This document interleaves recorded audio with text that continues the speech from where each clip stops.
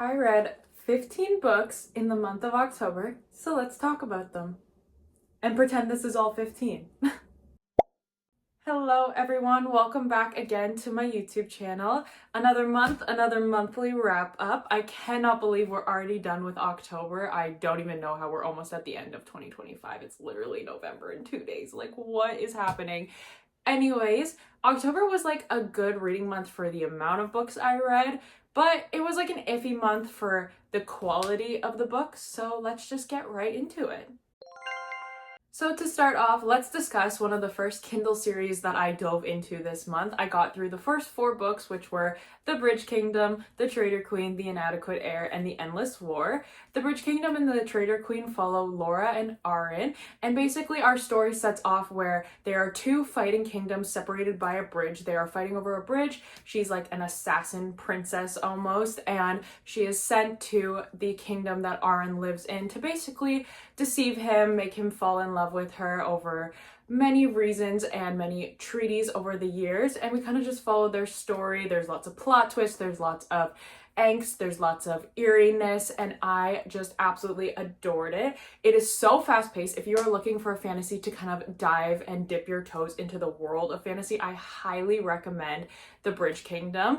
We follow on to 3 and 4, which is The Inadequate Heir and The Endless War, and we are following the brother of Laura and another girl who is introduced further along into the story as they kind of battle their differences between their 2 kingdoms and see that their love story as they fall in love and kind of figure out how to deal with it in a world where they're not going to be rooted for by anyone else. So I just absolutely love them so much.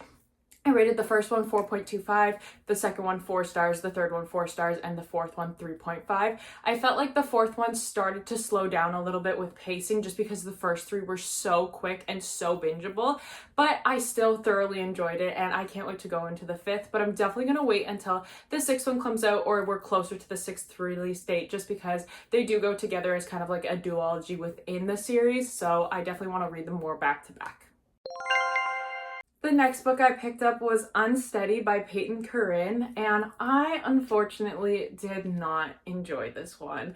I love a good hockey romance. Give me a hockey romance any day, any week, and I am sad. I love them. I eat them up. Elle Kennedy's hockey romances were kind of what got me into the world of like romances, if that makes sense. I've always been a reader, but I kind of, when I first started back into reading like heavily, that was one of the first things. So I love a sports romance. I love a hockey romance, but this one just kind of fell flat for me. I've seen a lot of people compare it to Binding 13 relationship that Johnny and Shannon have, but I just didn't get that. Like, this one follows Reese and Sadie. Sadie is a figure skater and Reese is a hockey player.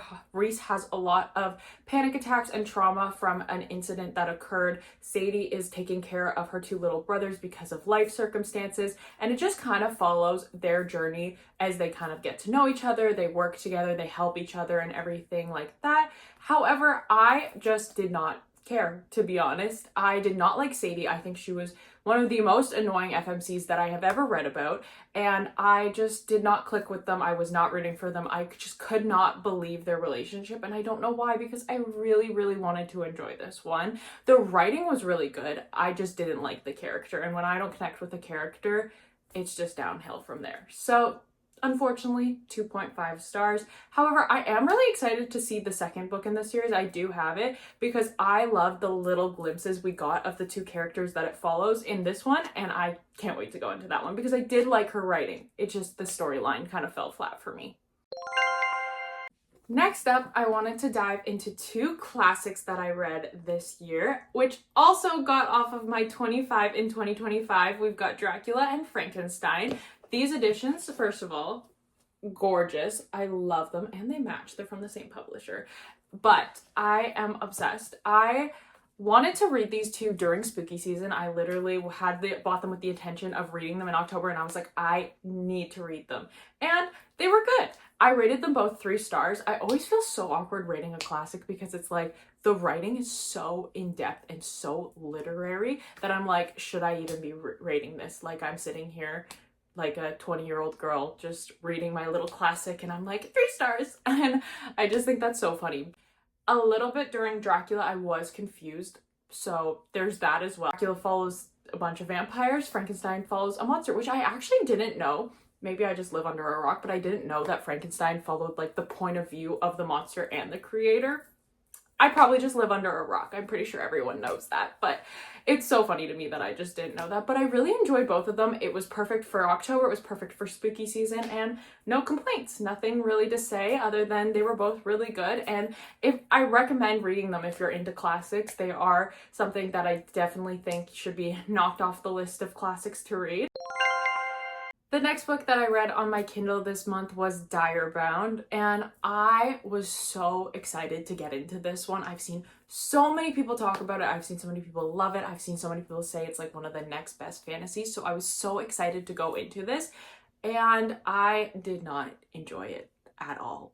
It follows our FMC Maren Cooper, and she enlists in the war to kind of go and find her sister after a situation occurs, and she ends up thrown into the mess of the Dire Wolves Academy. And the Dire Wolves are the people who are basically essentially like the magical army who protect this kingdom, protect this universe. And we just kind of follow her as she goes through the training, as she gets there. And a lot of people say it's similar to like Fourth Wing, Powerless, The Hunger Games. And so I was like, okay, I'm sat. In theory, I should have loved this book. Everything that, all the tropes that it follows, everything, I should have loved it. The wolves were hilarious. I love the wolves. The side characters, hilarious. I love them. But the love triangle that we follow and the main characters that we're supposed to be rooting for, I thought were so annoying. They didn't make sense. Our FMC literally said so many things that didn't align with what she said her values were, and it just made zero sense. And she literally said to her direwolf at one point, she was like, well, I wanted you to warn me about that. Like, why didn't you warn me? And then she says, well, I wouldn't have listened to you anyways. I'm sorry. Why do you want someone to warn you if you're not going to listen to them anyways? It just made no sense. So the FMC was really annoying. It was hard to root for her. There was no chemistry between either of the love interests, like the ones we start with and the one we're supposed to be like going towards. Like, there was no chemistry between anyone. I did not understand it. It made zero sense. It was like saying that it was like an enemies to lovers, but I was like, girl, they just hate each other. Like, why are they? There's zero reason why they should all of a sudden have some sort of interest, even if it's just lust. There should be no interest between any of them because it doesn't make sense. I think it was a perfect introduction to fantasy. Again, if you are just starting into your journey of fantasy and you want to pick something up, I definitely think you'd like it, but I've been reading fantasy for a really long time, so it wasn't exactly what I was looking for, unfortunately. So 3 stars. Continuing on the train of unfortunate reads. I know, I'm so surprised too, but Alchemized by Sin Lin Yu. I have heard so many things about this. I've never read Manacled. I've never read the fan fiction that it's based off of, and I never will because there's no way to appropriately acknowledge the author and read it, so I never will read Manacled, but I did read Alchemized. I took about a week and a half to read this book, which is crazy for me, but it is 1,000 pages, so I also think that was pretty good. But I was like locked in. I was locked in morning to night reading this like it was my full-time job, but I unfortunately just did not like it. I thought that there was so many aspects of it that just made zero sense. The plot like would go on, especially the ending. The ending made zero sense because it was like we spent so long in part 1, in part 2, in part 3 building up this big huge thing, and then it's just like so felt flat for our like big thing to happen off screen, if that makes sense. Like, it didn't happen on the pages. We were just told. We didn't like get any details. We didn't get anything. I didn't really feel the connection between either of them. I felt like there was a lot of talk about like, we have this, but it was like, you're just lustful towards each other, which at one point in the book, they literally acknowledged, they were like, we're just trying to get them to become obsessed with each other. And I felt that they were just obsessed with each other. They did not love each other. They were just trauma bonded together because of all of the situations that occurred, because this book is heavy. If you want to go into Alchemized, please check your trigger warnings. There are so many, and it is a heavy book. This is not for like just like any little fluffy romance. It's not that. But I also feel as though if you want to try it out, if you want to see how it is, I completely recommend it just because so many people did love it and it hit for so many people. So if you are interested in it, I highly recommend giving it a chance because it may be your thing. It may be your cup of tea. It just was not for me. The plot, everything about it just did not sit right with me, didn't sit well. It was not for me. So 3 stars.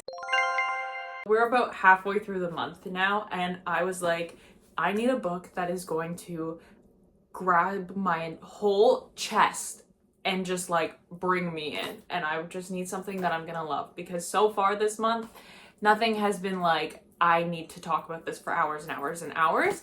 And of course, Miss Lila Sage delivered with Soul Searching. The instant that I saw this cover and she released it and the name, I was enthralled. I was like, I need that book in my hands immediately. What do you mean I need to wait until the end of September to get that book? And honestly, it was better than I ever expected. I adored this book. This one follows Collins and Brady, and we are in the small town of Sweetwater Peak, which I also just loved. It was so small town-esque. It was so like eerie and creepy and perfect for spooky season. I loved it. Collins can see ghosts. So this is known as like a paranormal romance, I would say. It's classified as that. No one in the romantic light of it is a ghost, but our FMC can see ghosts, and there is ghosts all around this town, and she's kind of just following her own journey. I felt like there was so much self-discovery in this book alongside the romance because we start off this book and Collins is in such a rough place mentally, in her own world. She's in like this little funk in personal work and just every aspect of her life. She's so unsure. She's questioning everything, and the ghosts play a huge part in this book and this storyline of her finding herself, and I think it was so beautiful. Brady is like the most golden retriever MMC I have read about in a really long time, and I just thought it was so precious and they fit each other so well. So we kind of just go through their day-to-day life as they're getting to know each other. They're helping each other in certain aspects of their personalities, getting back to themselves, finding themselves, and kind of falling in love along the way. And I just thought it was the cutest thing ever. I think it ended off perfectly. It ended on like a little cliffhanger, but it also built up to what we were going to in the second book so perfectly. I cannot wait. Like, what do you mean I have to wait for a long time for the second book? I need to get it. Collins has a twin, and our twin is who the second one is going to follow, and I also just loved her personality too. I can't wait to see where we go and what happens for her because she can also see ghosts, and I just loved everything about this. So this was like a 4.5 star read. To our next Kindle read. We are in the month of October, so of course, I needed to read some small town fall-esque reads, and we read If It Makes You Happy. I really enjoyed this one. Again, I thought it was good. Wasn't my favorite. It's like any fall read. You're kind of just going into it knowing what the plot line's gonna follow. It's gonna be a small town that's very cozy, very atmospheric, does all the small town bring everyone together activities. And everyone was saying that this book really gave Gilmore Girl vibes, which I've only seen to season 3, okay? So I can't say I'm like some expert on the world of Gilmore Girls, but I wasn't really getting the Gilmore Girls vibes. Like, I could see it, but it was more like the off-brand Gilmore Girls Stars Hollow vibes, in my opinion, but I might be wrong. I don't know. I've only seen till season 3, so don't come for me if I'm wrong. But that was just like my personal opinion on it, so I thought it was okay, it was good, but it was nothing that I was gonna obsess over, except for the epilogue. The epilogue made me bawl my eyes out. I don't know why, but you'll have to read it to find out. It did indeed make me bawl my eyes out, but I read it on my Kindle, so I didn't even see how long it was, and I was so shocked to find out it was 500 pages because it did go by really quickly. Like, I read through the book so quickly. It was exactly what I wanted. The small town, the relationship as it grew was so beautiful, so wholesome, so I really liked that. And I really liked the little aspects we got of Brady's kids because they weren't like, he's a single dad, but they weren't like babies. They were like more grown up, I guess you could say. So I really enjoyed those aspects of the story as well and how it was all integrated really beautifully. Next up, again on my Kindle, I read The Honeycrisp Orchard Inn, and I was still in all of my fall vibes, all of my small town, all of my little cutesy romance vibes. So I was like, you know what? I've seen a lot of people talk about this. I think it'll be a really cute one. And I did enjoy it. I thought it had the perfect fall atmosphere. This one follows Ellie and Aiden, who are both from the same small town. Aiden's family runs the apple orchard and Ellie's family runs the local inn. They come together for this festival and they end up planning it together because Ellie actually lives in New York City, where she is a party planner, and she ends up going back to her hometown to help with this festival that is happening for their annual Honeycrisp Orchard Fall Festival situation that goes on. And I thought this one, again, was so cute, so wholesome. Aiden clearly is obsessed with her from page one. It's so funny to witness because you can just tell how much he just absolutely like worships the ground she walks on, and she's like so delusional about it. She's like, I don't know if he likes me or not, but like not in an annoying way, in like a funny way. The only thing I have against the book is I think that it's another one of those books that's going to be stuck in its time, if that makes sense. Like, you know how a lot of people refer to like the era of the 2012 dystopian, it's like we've got The Maze Runner, we've got Divergent, like all of those. If you said 2012 dystopian, that's exactly what you would think of. And I think this one's going to get stuck in the aspect of that because of the fact that it mentioned COVID. It had a lot of modern terminologies where I just didn't like it. It was like in a hot minute every 5 seconds, and I was like, I don't. It took me out of the book. I read books to escape into them, not to be in the real world. So even though it was a romance set in the real world, I really did not enjoy that aspect of the writing because it just took me out of the elements that I was like trying to fall into. But overall, I thought that everything about it gave fall, it gave October. It was perfect for, well, outside in my real world, I'm like, I'm going pumpkin picking, I'm going apple picking. Like, it was perfect for those aspects. So I did enjoy it, and 3 stars. An audiobook I listened to this month was The God of the Woods by Liz Moore. I don't read mystery books at all. Like, I've never really read them, so this was one of my first introductions into them, and I thought it was really good. I thought the storytelling was good. I thought that the character arcs that we were following were really good, but it was very predictable. I did guess the ending. I did guess a lot of plot points right before we got to them, and it was a little slow on pacing. I found like I was going through it and I was like, how are we not quicker? Like, you know how a lot of people say like they want their mysteries to be like quick, like pace, like just like running through it, the adrenaline. I was searching for that, and I feel like The God of the Woods really was stuck in the like storytelling and the flowery writing, and I definitely felt like that fell flat for me. However, I did enjoy the aspect of it. I mean, the summer camp vibes were all there, everything, but I was not surprised by anything. And as someone who doesn't read mystery at all, I really want to be surprised. I really want to feel like I'm like, by the end, I'm like, oh my gosh, that was such like a 180 to what I thought was going to happen. So it fell a little flat for me. I would say it was like a 3-star again, but I'm really interested because I'm a scaredy cat of everything. Like, I don't read mysteries or horror or anything because I'm scared of everything. So I really thought that I was like, this is like a tame way to get into it, and I really liked the mystery aspects of it, even though I knew them, like the plot points, and I knew the plot twists we were going on because I could guess them. I was like, okay, so maybe I do like mystery and I need to get into it a little bit more. So if anyone has any beginner mystery recs, they could let me know. That would be perfect, because I also feel like winter's like the perfect time to go into all those mystery recs and all those mystery vibes. So let me know. Next up, I finally continued the Crowns of Nyaxia series, going into the 3rd one, The Songbird and the Heart of Stone. This one follows Misha and Asar, and it is the Shadowborn duet. I almost said Nightborn. No, we're into the Shadowborn, babe, not the Nightborn anymore. But I really enjoyed Misha as a side character in the first 2 books. I thought she was so interesting. I thought she was so mysterious and so intriguing. So I was really excited to go into this one. I did want to wait until the 4th book came out to go and read 3 and 4 like back to back. So I did kind of wait. I read the first 2 a while ago, so I was a little confused at the beginning. I was like, what happened again? Like, I had to do a little refresh in my brain. With Carissa Broadbent's writing, I really like the concept, the plot, the characters, like everything in that aspect should be exactly what I'm looking for. Like, the plot that we were following in this book, I was so intrigued by it. All the different levels they were going on, all of the different trials they were doing, everything about it was just so perfect in my head.